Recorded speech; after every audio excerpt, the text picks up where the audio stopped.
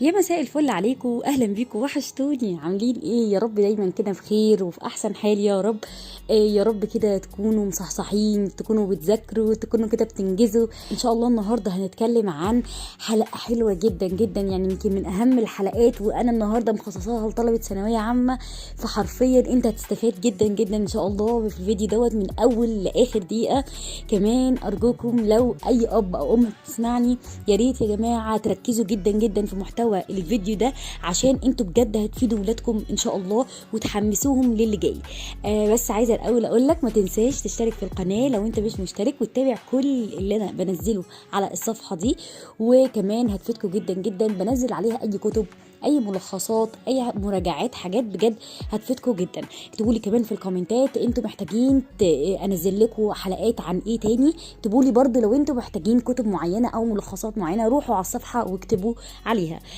عايزه اقول بقى النهارده الحلقه دي يعني يمكن من امتع الحلقات، ويمكن من اكتر الحلقات اللي طلبت مني. انا دلوقتي بدأ عليا شهر 12، اعمل ايه؟ شهر 12 ده طلبه كتير جدا جدا ما زالوا واقفين محلك سر، اللي هم مش عارفين هل هم الوقت ضاع منهم اصلا، ولا لسه في وقت ان هم يكملوا مذاكره ويقولوا ان شاء الله احنا هنبقى احسن من الاول. وكمان لو انت اصلا ما بداتش مذاكره خالص وبدات من الشهر ده، هل ده كده كويس؟ وان انت تقدر على اخر السنه ان شاء الله تقدر تجيب مجموع باذن الله، ايام بقى الامتحانات وكده تقدر تجيب مجموع. هل انت في الشهر ده اصلا من الناس اللي فقدت حماسها تجاه المذاكره وحاسس انها مش عارفه تذاكر ومش عايزه تذاكر، عمال تقول لنفسك انا ناوي ابدا من الشهر الجاي ان شاء الله بجد وهنتظم، ولا استنى كده شهور المراجعات اللي هي بتبدا من شهر 3 باين او شهر 2 والم المنهج كله والدنيا تبقى تمام؟ بص بقى، كل اللخبطه دي ان شاء الله هنحلها مع بعض في حلقه النهارده. انت بجد هتستفاد جدا. هل انا هلحق اذاكر من دلوقتي واجيب مجموع ولا ايه بالظبط؟ ولو انا بدات في حاجات واقعه مني ومش فاكرها، هلحق ان انا اذاكرها واذاكر كمان معاها الجديد؟ بص بقى، انت تقدر جدا دلوقتي انك تبدا وتمسك كل ماده، وكمان تشوف ايه اللي ناقصك فيها. طبعا لسه المدرسين زي ما احنا عارفين ما خلصوش النواب بتاعتهم، فلو انت دلوقتي لسه قدامك فرصه انك تراجع اصلا على القديم. طيب يعني انا دلوقتي ما فقدتش الامل ولسه قدامي وقت؟ ايوه بالظبط كده، انت لسه عندك وقت طويل جدا ان شاء الله. لو انت استغليت الشهور دي اللي هي من اول شهر 12 لغايه الامتحانات، هتيجي بجد ايام المراجعه هتبقى الموضوع ده فارق معاك جدا، وهتحس ان انت لامم المنهج قوي. طيب دلوقتي انا ناسي كل كلمه في المنهج، رغم ان انا كنت بذاكر اول باول، وده طبيعي جدا يا جماعه انه يحصل. يعني انا عشان بشوف طلبه كتير جدا بتقول لي النقطه دي. انا بس هنا اللي اقدر اقوله راجعوا على القديم كويس جدا، عشان لما تيجي تذاكر فصل جديد يبقى القديم معاك تمام. هل انا دلوقتي احل اسئله ولا اذاكر واخش على اللي بعده، بحيث ان انا مثلا الحق اذاكر عشان اللي فاتني حاجات كتير قوي؟ للأسف برضو طلبة كتير جدا بتبدأ انها تراجع على القديم وتنسى تحل أسئلة، ويدخلوا على الفصول الجديدة ويذاكروها ويطمنوا كده ويقولوا الدنيا تمام خلاص، وفي الآخر يجي لما يجي يذاكر بقى أو يجي يحل مثلا أسئلة ولا حاجة، يلاقي نفسه مش فاكر أي حاجة، مع إنه أصلا لسه مراجع عليها ومراجع على كل القديم. وكمان انا هنا كنت عملت لكم فيديو مهم جدا جدا عن اساليب المراجعه، هتستفادوا منه جدا بجد يا جماعه. هيحل معاكم مشكله كبيره جدا، والاجزاء اللي انت ناسيها كمان في اي ماده كمان هيعلمك ازاي تراجع على القديم وتذاكر كمان جزء من الجديد. بجد هسيب لكم اللينك بتاعه في صندوق الوصف، مهم جدا جدا. يبقى من الاخر كده حضرتك لازم تحل اسئله بعد كل جزء انت ذاكرته، ده بيثبت المعلومات جدا في مخك وبيخليك واثق اكتر من نفسك. وكمان ده اللي انا ماشيه عليه معاكم في كل الفيديوهات بتاعه المذاكره، حل الاسئله مهم جدا بعد المذاكره.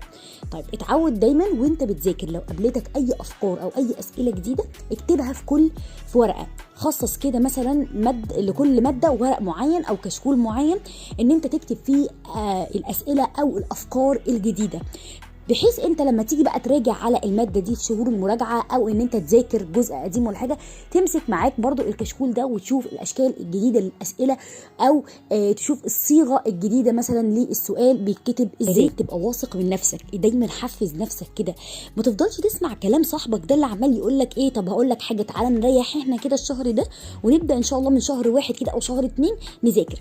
او يجي بقى واحد تاني يقول لك ايه بص انا كنت قدك، انا كنت بمسك المنهج كله في كل المواد وابدا اذاكر من اول شهر 3 كده او اول شهر 2، بلم الدنيا وفي الاخر والله جبت مجموع والدنيا ظبطت معايا والكلام ده كله.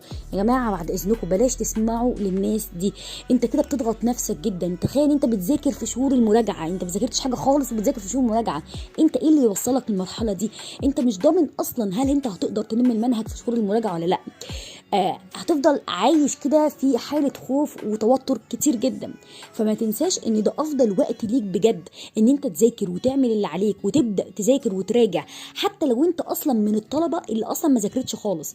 يبقى انت ابدأ وخلي كده نيتك انك لازم تجتهد، عشان انت عليك مسؤولية كبيرة ولازم تنفذها. زي بالظبط انت رحت شغل وقدامك تارجت معين تحققه، هل انت هتحققه ولا لا؟ لا، ده واجب عليك.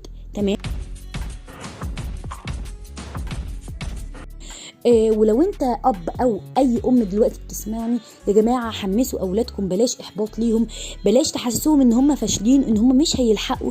دايما هيئوا ليهم الجو كده انه يبقى في دايما كلام ايجابي، في طاقه ايجابيه في المكان. بلاش جو المشاكل وجو الكلام السلبي اللي دايما الامهات والابهات بيقولوهم لاولادهم اللي في ثانويه عامه دلوقتي.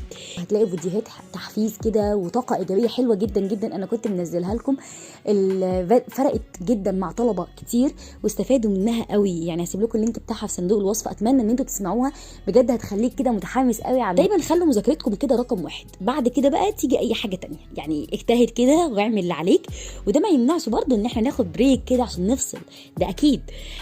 طيب، نقطه مهمه جدا كمان هتكلم فيها، وانا متراكم عليا حاجات كتير جدا في كل ماده. هنا الفيديو دوت انا حطيت فيه، بصوا، حل اساسي وحل حلو جدا جدا لمشكله التراكمات. بجد الفيديو ده رائع جدا، فيه نصائح عمليه يعني انا مجرباها كمان علشان اقدر ان انا الم الواقع مني في اي ماده. بجد مش هيبقى فيه اي حاجه خالص واقفه قدامك، وهتستفاد جدا جدا. بكده بقى تكون خلصت حلقه النهارده. عرفت انت بقى كده هتعمل ايه في شهر 12؟ عرفت لو انت ما ذاكرتش هتقدر تتعامل ازاي في شهر 12؟ ان شاء الله باذن الله الدنيا هتظبط معاك، مذاكرتك هتتظبط جدا جدا من بدايه الشهر ده. ما تيأسش حتى لو انت ما ذاكرتش خالص قبل كده، بلاش يأس.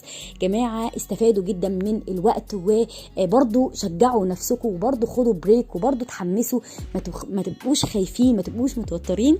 ما تنساش بقى لو عجبك الفيديو لايك وشير كده للفيديو لو عجبك. شكرا جدا جدا، ومستنيه رأيكم في الكومنتات، وما تنسوش برضو تتابعوا الصفحة دي.